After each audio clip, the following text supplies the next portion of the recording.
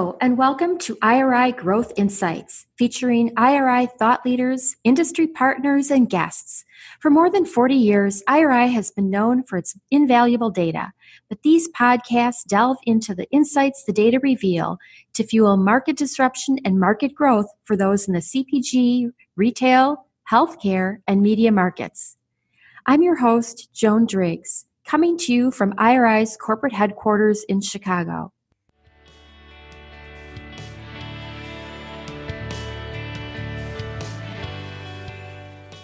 Hello, and welcome to another episode of IRI Growth Insights. Today, I'm joined again by Jonna Parker, principal of IRI's Fresh Center of Excellence, and two of Jonna's colleagues. Lavin, who joined IRI's Fresh Center of Excellence earlier this year as a consultant working with bakery, deli, and fresh meat clients. Erin has more than 30 years experience in the food industry, including retail, sales agency, CPG brands, consumers, and insights. So lots to bring to the table today. And Kaitlin Dietrich, a 7-year veteran of IRI, who's worked with both a healthcare client and a major center of store CPG client before moving over earlier this year to support Bimbo bakeries. So I'm really looking forward to their fresh perspectives on the bakery category, which is the topic for today. We're going to kind of provide what I would consider maybe a refresh of baked goods. So I want to actually start with Erin to give us a little bit of a top line on what's happening in perimeter, or what we would consider perimeter, like the in-store bakery area. Well, there's been good news with perimeter over the last 26 weeks. As stores operate more consistently, we noticed that a lot of buyers are back in the bakery, a lot more frequency. People are going to the bakery more for morning goods, for baked goods, and for sweet goods. And we also notice a lot of dollars per trip as pricing or premiumization's up there. We also noticed there's a big trend in dollars per trip that's driving sales in the perimeter bakery. So you mentioned a big uptick in morning traffic. Now, is that because people are going back to work or school? What do you attribute that to? Well, it's a combination as Americans get more mobile. It's also operation based, as the showcases or the donut racks are there. We notice that upward trend in that kind of single serve donut, instant gratification. So I think it's mobility and a combination of the operations as life returns back to normal. Love it. Okay. And Kaitlin, you specialize more in the center store or the bakery aisle. Tell us what's happening there. What we're seeing there is not as great as perimeter, but that's only because in 2020, during the pandemic, a lot of people were at home. So they had less opportunity to go out. So they were cooking things at home, which was great. But now we're seeing that in the data. So we're down slightly, but there's actually the bright star of, again, morning bakery. People are still having breakfast at home, it looks like. You know, I know from work that Lavin did that we identified 33 million new meal occasions throughout the pandemic, mostly attributed to that breakfast and lunch. So that completely makes sense. Jonna, you spend a lot of time focusing on consumer behaviors. So can you kind of give us a little overview of what you see in this area? Yeah, I think as Erin and Kaitlin said so well, one of the things that's been really interesting to watch is the symbiotic relationship between center aisle and perimeter. As Kaitlin said, when we were in stock-up mode, the aisle was seeing a lot of foot traffic and frequency. But what was so interesting is we didn't get this sudden rush of new buyers, right? These categories didn't suddenly change into something that was attributing, brand new people who'd never bought them before. It was about frequency and loading maybe a couple more units, or maybe if you'd always bought sliced bread, now you're also buying buns and rolls. This year, I think, even though we're not seeing as much lingering, we're back to slightly higher rates of time in the store, but not back to pre-pandemic. I think the perimeter has become a solution center. As Erin said, that when we were in stock-up mode, we would just walk right through. Also, the labor shortages in the perimeter was hurting our ability to really showroom and showcase. But now we're going to the store with missions in mind. And increasingly, that mission, we know from our survey work, the number one most popular thing this summer was to gather with friends and family, even more so than travel, even more so than return to the office. But the number one thing consumers told us they wanted to do this summer when things were more mobile was to gather with friends and family. Perimeter Bakery was really a place to do that solution. I also think the prepackaged nature of snack cakes and some of the morning goods in the center aisle were also part of that solution. So both of these spaces, which again, we look across both. So often suppliers just look at center because that's where they're merchandised, or they just look at perimeter because that's where they're merchandised. But if you look across both, you see this really cyclical happening that ties to where and how and what people want to do. And then they're going to these spaces looking for solutions. Increasingly this year, that solution was, I'm having the neighbors over. And what am I going to serve them as an elegant, after dinner dessert? So one of the things before I get into some of the specifics of like what people are buying, I'd like to kind of find out how this plays out across different stores, because from each one of you, I'm envisioning myself in a grocery store, like a larger grocery store. But how does this kind of play out across channels? And Erin, I'm going to start with you. Is it different in different channels? Is something gaining here? One channel gaining over another? Yeah, yes. As the world opens up, we notice that specialty in perimeter bakery has increased dramatically. As consumers go to more stores, they go to their donut shop, their bakery, their bagel shop. So we notice that in the panel data that area, those channels have increased. We also noticed some slightly increases to club like Costco's, BJ's, and Sam's, and the internet has a slight uptick in both perimeter and center store bakery. And Kaitlin, do you think that e-com has impacted that center store bakery aisle in a positive way or in any way? So I definitely think it's a positive way. I think that internet is becoming more and more relevant for consumers just because of the convenience. I think, people saw that as an option that they weren't even thinking of during the pandemic. And now they're saying, hey, this is way more convenient. I don't have to leave my house. And certainly we're noticing that in increased buyers and trips for center of store and perimeter. Right, so that might be something that sticks with us. Okay, so now I want to kind of talk about some of the products that we're buying, because things did change dramatically. So let's start with what has been changing in terms of what we're consuming. For example, Jonna, I remember an earlier podcast we did where big cakes were out of the picture. And then Erin, you just mentioned that, hey, some of those sheet cakes and celebratory items are coming back into vogue. Is what's going to stick? Where are we? Tell me about that. Yeah, I'll kick it off and then let Kaitlin and Erin kind of go deeper. I think morning goods is something you heard us all say, and I just want to emphasize muffins, pastries, and to some prepackaged degree in smaller packages, donuts.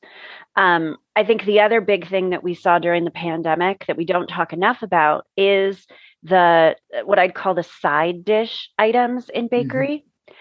And it really became a premiumization story. Even though there are cheaper and easier options in other aisles to have a starch with your main meal, we know from much of the work that Larry, Chris, Dubois, and I've done, right? Meals are through the roof, especially people making, center of plate protein at home, things they would have gone out for. And even during the height of the pandemic last year, we saw fresh, high-end $3 or $4.99 a loaf breads do quite well. Now this year, I think a little bit more of those party type items, like an elevated dinner bun or an elevated, sandwich carrier, still doing well. Croissants were on fire. Erin did some work on that. I'd love for him to elaborate on. But I think there's also some spaces that aren't doing quite well, like the bulk case. I know Kaitlin's done some work on that. So Erin, why don't you share a little bit about what you learned digging into donuts and croissants? Because they're kind of a tale of two cities. Yeah, so croissants was on fire the last year and a half, and trying to figure out why croissants are on fire. A lot of it's because some of the major coffee coffee shops showcase croissants as a premium indulgent item. They use chocolate filled. They have fruit filled croissants. The other thing in the center store, there's a brand out there that's in convenience stores that's also doing a new take on croissants, some cream cheese filled croissants, some chocolate filled. So the traditional buttery croissant has now been elevated to more flavors. And I noticed that in my shopping trip this weekend. And one of the big stores, I noticed that you can buy like a dozen croissants for a pretty cool and compelling price. So that is a hot trend. Donuts is still it's a different way of doing donuts. That dozen donuts to the office, to the school, that has declined. But we're seeing like small donut holes as a snack increase. We've also noticed that less than a dozen donuts, like a 4-pack, that has shown a lot of growth. So I won't count donuts as down, but I do think as offices open and schools reopen and there's more birthday parties, et cetera, donuts will still be relevant and making a comeback. Excellent. Kaitlin, how about you? What do you see in the center store area? So there's a lot of innovation going on. And like we were talking about before, yeah, indulgence is a big thing, but there's also so many diet trends that are coming out now, like keto, for example. There's so much innovation going on in the bread aisle with keto. And I think that was such a non-innovative category for a really long time. But now manufacturers and consumers are saying, hey, you know what, there's an opportunity here. And, consumers are certainly driving that with all their different interests in the way that they're actually eating. So, there's certainly great brands out there that have a lot of fiber, a lot of grains and seeds.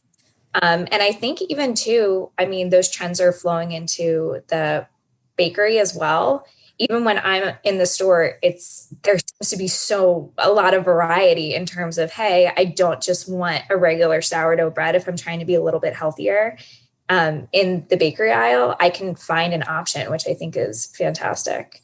I love it. There's this in so many of our decks, which are available at iriworldwide.com. I have what I call the money slide, and it's how our behaviors have changed. But in the center of that are the big drivers of indulgence. So everything Erin just talked about, health and wellness, which is what Kaitlin is talking about. And then of course, convenience, which is Jonna's like go-to, I think one of your biggest topics. So you guys really, it's kind of cool to see how bakery is embodying these really large overarching trends. Yeah. And real quick, Joan, I would say to that, I don't think we've talked about convenience in this space yet. So I just want to make a comment on that, because I really do believe, and I said this on the webinar, this category, whether we're talking about perimeter or center store, baked goods could be more. I think we don't position it as the convenience solution that it is. You think about, Erin mentioned that people go to coffee shops, and a lot of what the work happens in coffee shops is they have baked goods to get an upgraded sale. Why not go with this? It's no surprise then they do a lot of promotion about the baked goods and not about the coffee. It's an upgraded sale because it's convenient that beautiful almond croissant is next to your mocha cappuccino latte frappe with pumpkin spice. So those two things being conveniently placed next to each other and beautifully done, I don't think we think enough about these as a convenience addition, as suggestive selling. And I think the other thing is, as amazing as the growth has been, whether we're talking about e-com, whether we're talking about club channel, whether we're talking about individual category growth, I look at every single one of those numbers and think they could have been higher if we had slightly different products, slightly different marketing. Kaitlin's point about innovation in sliced bread is a phenomenal case study for the rest of the categories to study. They took a look at what consumers wanted and they gave it to them. Mm-hmm. And people were willing to pay a premium for it. And that's because those breads deliver the convenience of health in a sandwich carrier or a toasted item. We could do that in every sector of this industry, but we're really chained to what we've always done. So I definitely think there's more room to grow. So that's interesting. And, you've talked a lot about people being willing to pay that premium price. We are seeing prices going up right now.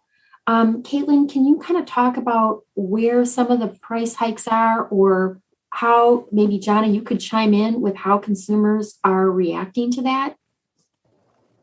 So price hikes are pretty much across the board. And I think that that's to be expected right now, just given the state of supply chain issues and labor issues as well. I mean, and I think that's not a surprise to individuals. But Jonna, if you have any other. Yeah, I think, the thing about these categories is that there are some items that are part of the average weekly shop. Mm-hmm. And if your kids want a certain individually wrapped snack cake in their lunchbox every day, you're buying that box probably on a subscribe and save online, right? Because it's much easier to buy the boxed and, traditional things online. And you're watching that price every week. And I think what you're noticing more than the price itself going up week to week is that there's a lack of promotion, right? Especially Center Store Bakery had heavily used promotions, swapped around the brands within each of the categories to just really try to grab that extra lift. And that's what we've seen go away. However, the overwhelming majority, I think one of the things that's interesting is, again, we didn't see new buyers. We saw increased frequency for many categories. And it doesn't mean then that people started to buy the stuff weekly. It's just that it went from a once a year purchase to a once a month purchase. And that drove a phenomenal amount of the growth and multiple items in the same basket. So sometimes, and I give the example of cheesecakes. Cheesecakes had tremendous growth during the pandemic, and yet they're priced higher than they've been at any point during the last 4 or 5 years. But I think it solved a need that was still cheaper than something else. So for example, I think the need that Cheesecakes really solved was, I'm going to have the neighbors over. I want to serve something elegant. Most of the other things I see in Perimeter Bakery are very frosting laden or kid oriented. But here's this 8-slice piece of cheesecake I can store in the freezer if people pop by to celebrate that we're together again. Cheesecake solved a need. And so the fact that they're now $9.99 on average versus they'd been on promotion every once in a while at $7.99, that $9.99 solved a need. Yeah. And so I'm not here to, go ahead. Customizable too, right? You can, absolutely. Elegant, a lot of them, make it your own. A lot of them, yes, you can add your own thing. It's easier than making it on your own, or potentially, one of the most popular shows during the pandemic was Nailed It on Netflix, which is about people trying to make their own desserts. And I think a lot of us, that was something we haven't talked about yet, but there was a rise early in the pandemic in home baking. That has really waned. And I think the idea of a turnkey cheesecake where you can just add a little bit of your own or buy an assortment variety to please any palate, that's coming over, those two things were worth $10 to people. Right. You're not going to suddenly have people come over because the cheesecakes are on sale that week. No, you need a cheesecake. And I think that was why what we should really study is the elasticity of everyday categories, price elasticity versus special occasion. So with the pandemic, Kaitlin mentioned labor as an issue.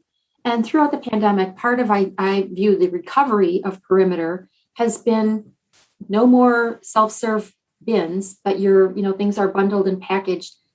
Kaitlin, has that impacted the price of some of these products? Is that, are retailers shifting that labor cost onto the consumer for packaging things up for them? So I know that it probably takes a lot of work to put those little donuts in the packaging. So I'd have to imagine that that's impacting things. And I don't think that's going to change anytime soon. Just noticing when I go shopping and even convenience stores, those display cases where you get your donuts and your muffin, and I'm from Philadelphia, so I go to Wawa a lot. Before, that wasn't even an option, but now I think retailers are saying, hey, we can make it an option by individual little packages of these donuts and these muffins and all these delicious things that we like. So I think it's in my opinion, a little bit more of a sanitary option. And I think they may stick with it, but I'm sure that takes an extra step and you need extra supplies. So yeah, I definitely think so. So Erin, how about you? I mean, I'd like to, you might have a comment on this, but I'd really like to dig into what's coming. People are looking ahead to the holidays and stuff. And I'd love to get your insight on what you see behavior is going to be. Are people going to be baking their own things again, or are they going to really turn to the retailer for support? Yeah, so we looked at trends during the pandemic and that whole lockdown, that was basically a brand new holiday for a lot of consumers. We noticed that in November, December, there was a spike in baking, but all of a sudden, like March, April 2020, baking and sourdough specifically was on fire. So we also noticed that in the center store, a lot of the baking categories have shown increases for the current year of 2020. That has kind of leveraged. So as a lot of consumers still want to bake, but they're looking for solutions and doing hybrid approaches using like the bakery or even baking themselves. Some of the things we notice is the pies have gone on fire. That, if you have a group of 4 or a group of 12, pies are very, very well done. We also noticed layer cakes that were on fire, and as to Jonna's point, cheesecakes. Some of the things that kind of declined last year, but we expect it to grow this year, are cookie trays and sheet cakes. Sheet cakes, a variety of reasons. Large group celebration, that's the most efficient way to celebrate with a large group. But again, a lot of sheet cakes are made for birthday parties or graduations and office usage. So it'll all depend on how the pandemic wears out in the holidays to see if we're going to go return back to sheet cakes. But I'm still thinking layer cakes and smaller decadent desserts will have a lot of potential in the holidays of 2021. Love it. And Jonna, how about you? Any final thoughts? Yeah, I think that the biggest opportunity that we have this upcoming holiday season is make sure that your right portion-sized baked goods are available online. They're featured on your social media and your engagement with your customers, and then they're in store, and you're driving signage to the store. Seasonal is a reason that people go to the store and a reason that they gather. And so I think we often think of the bakery then as they'll come. But one of the things we highlighted in our holiday presentation was a retailer who'd actually taken some of their pumpkin spice, obviously the current season, some of their pumpkin spice and maple flavored items and moved them to other adjacent sections to get that incremental sale. At the end of the day, bakery is about 7% of the total store, and it's incremental. Now, there are some situations that cause someone to have it be a destination, like I'm going to special order a sheet cake. But how can we pick up, $3, $4, $10 extras in that basket by reminding people what you have offered? And I think that has to be in store and it has to be online. And often it's harder than heck to order most of the baked goods that you have available at your store online. So I think that's what I'm hoping to see this year is, as Erin said, a little bit of a return to both big and small, but hearing about internet growth and where the bakery not is an anchor, but is an add-on incrementally to that basket. Yeah. I know one retailer in particular, Albertsons, is practicing what you're preaching right now. They've partnered with Pinterest to really start promoting some of this. So it is not specific to, bakery, but definitely that across the store solutions and, hey, don't forget this. So well said, Jonna. A couple other things that we heard, that things are definitely increasing both especially for the perimeter. Things might not be as bright and shiny in the in-store aisle, the center store aisle for baked goods, but it is way bigger than pre-pandemic. And the department has really upped the innovation. So we've got a lot of health and wellness items, very diet-specific products. We have a lot of indulgent items, of course, new occasions. People are really spicing things up with more clever, indulgent items. You mentioned so many different croissants, Erin, my mouth is watering. And of course, the convenience that Jonna talked about. So with that, I want to thank you all, and I look forward to our next Fresh Chat. Thanks so much, Joan. Thank you for listening. Please become a subscriber and let us know what you want to learn more about. We'll serve it up in a future IRI Growth Insights episode. Look for us wherever you get your podcasts and be sure to review IRI Growth Insights. Also, visit us on the web at iriworldwide.com and connect with us on Twitter, Facebook, and LinkedIn.